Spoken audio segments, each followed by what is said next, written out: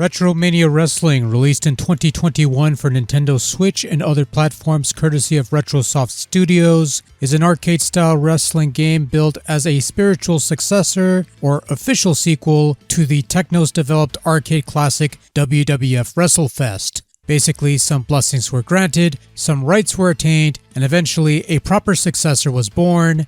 And no, that doesn't count.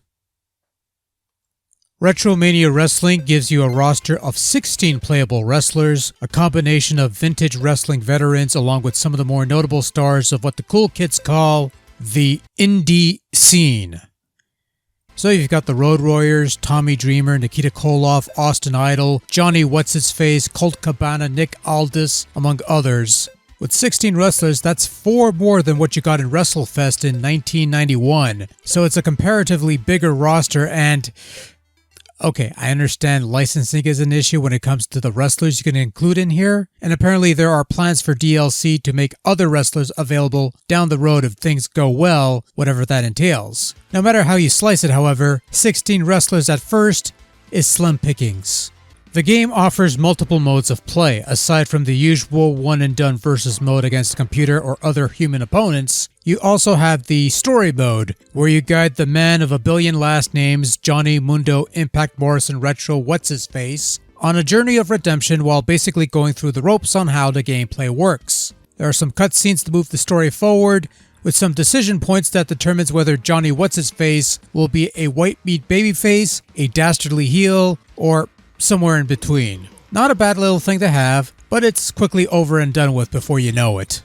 Now for those wanting a more old school approach to the single player run, 10 pounds of gold lets you pick a wrestler and partake in a number of varied matches before earning a shot at reigning NWA World's Heavyweight Champion Nick Aldis. And of course, once you win the title, you go on a second tour of title defenses to keep the crown. A neat thing is that you can save your progress as you go along, so you can continue where you left off, and the game keeps track of whoever the champion is at the time, which is a nice touch. And of course, there's the Retro Rumble mode, which is, much like the Royal variety, an over-the-top Battle Royal where new entrants will enter the match until 8 players are in the ring, which is the most you could have at any one time, though you could customize the rules if desired. The Rumble aside, you have a bunch of match options. Singles, 3-ways, 4-ways, traditional or tornado tag matches, trios matches, or even 4-on-4 matches set to 1 fall or elimination rules, falls count anywhere, and even 2 flavors of steel cage including the classic blue bar cage. So that's quite a bit of match options for what is essentially a throwback game, but how's the gameplay of RetroMania Wrestling?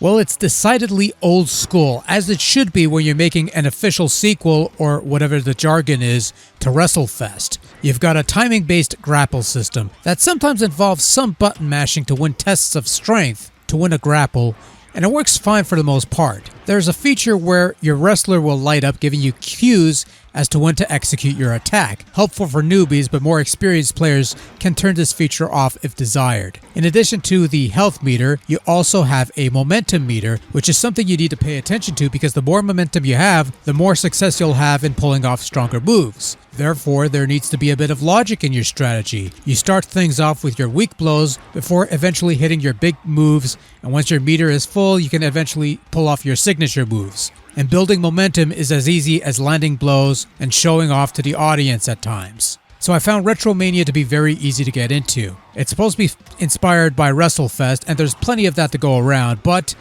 and this may sound a bit wacko, but the controls have sort of a Fire Pro vibe to it, but not quite as strict in terms of the timing because this is more of an arcade title where it's a little looser and nowhere near in-depth. So it's not entirely perfect. Timing and positioning, for example, are integral to successful attacks, as being slightly off-level could result in an attack completely whiffing your opponent, especially when it comes to using steel chairs. All the wrestlers tend to feel the same in terms of attributes, with only the movesets left to distinguish them, which is probably why I'm not quite as down on the smallish roster as some folks might be.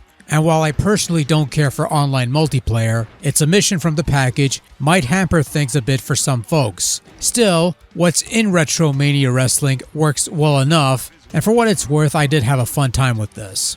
RetroMania Wrestling's visual style attempts to replicate that of the old WrestleFest game, and I thought they did a fine enough job of it. The entrances are spawn-on replications of the old game, which isn't much, but it's fairly easy to mess up entrances in these games. The sprites are about that same size, same build, but more detailed thanks to the added high definition of resolution. Animation seems to be the same as the old games, which might disappoint some folks hoping for more silky smooth animation, but for something like this, it works fine. I'm not a big fan of the camera zooms for when the action goes outside the ring, nor am I a fan of the over-exaggerated character designs and mugshots how those seem a bit too goofy for my tastes, but I guess it's the best style for the brief cartoons that take place during the story mode. Audio-wise, it's a bit of a mixed bag.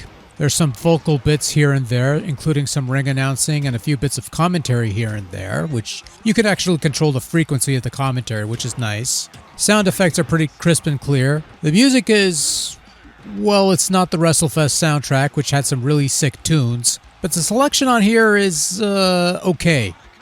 It's chip music. It's dynamic, it's energetic, it's music, it fills the void. Not much else to say. Meh. Finally! A good wrestling game has come to Nintendo Switch, and this time I have no problem saying that RetroMania Wrestling is perhaps the best wrestling game on the system. Probably isn't saying a whole lot when the Switch's complement of wrestling titles include 2 mediocre WWE games, an emulated arcade game from way back when, and whatever the fuck this is supposed to be. But that's okay. RetroMania Wrestling is the modern take on WrestleFest done right, matching the style of the old game while beefing it up a bit to make it slightly better. It might not be a fully featured high-end production, but it's still a damn fine game and definitely worth checking out whether you're a purveyor of vintage wrestling games or just want a decent title on Switch. Good stuff this.